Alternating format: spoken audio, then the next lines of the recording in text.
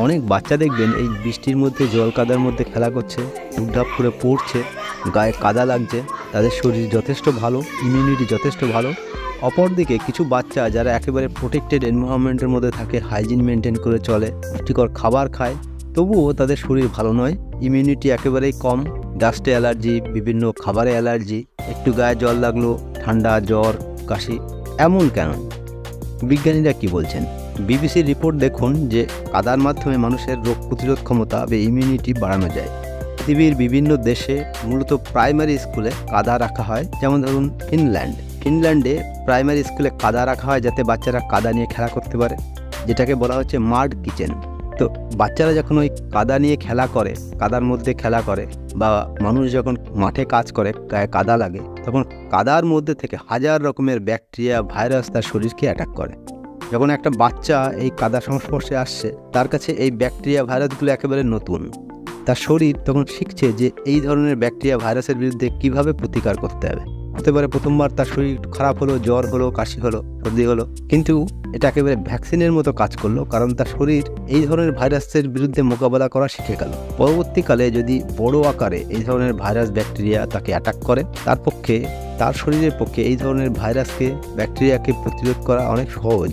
অপরদিকে যারা প্রচণ্ড হাইজিন মেনটেন করে চলে, তাদের শরীর এই ধরনের ব্যাকটেরিয়ার সংস্পর্শে আসেনি, তাদের শরীর জানে না যে কীভাবে এদের বিরুদ্ধে প্রতিকার করতে হবে, সেক্ষেত্রে সহজেই তাদের শরীর খারাপ হয়ে যায়। যারা অতিরিক্ত হাইজিন মেনটেন করে চলে, তাদের মধ্যে এক ধরনের রোগ হয় যেটাকে বলছে অটো ইমিউন ডিসঅর্ডার।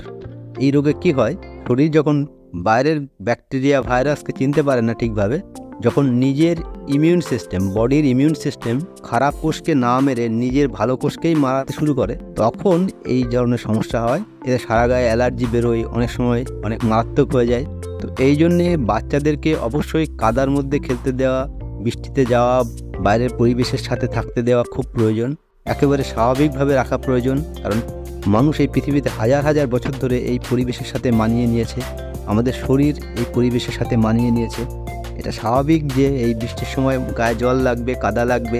অতএব পরিবেশের সঙ্গে আপনার বাচ্চাকে থাকতে দিন, আপনি থাকুন, আপনার শরীর অবশ্যই ভালো থাকবে। আর এই সময়, এই বর্ষার সময় সিজনাল ফ্রুট যেগুলো থাকে, সেগুলো ইমিউনিটি বুস্ট করার জন্য খুব কার্যকরী। যেমন আনারস, পেয়ারা, লেবু, অনেক শাকসবজি, ওষুধের গাছ আছে যেটা আপনার রোগ প্রতিরোধ ক্ষমতা বাড়াতে সাহায্য করে, যেমন সজনে পাতা, শিউলি ফুলের পাতা, তুলসী পাতা। এগুলো আপনি ব্যবহার করুন।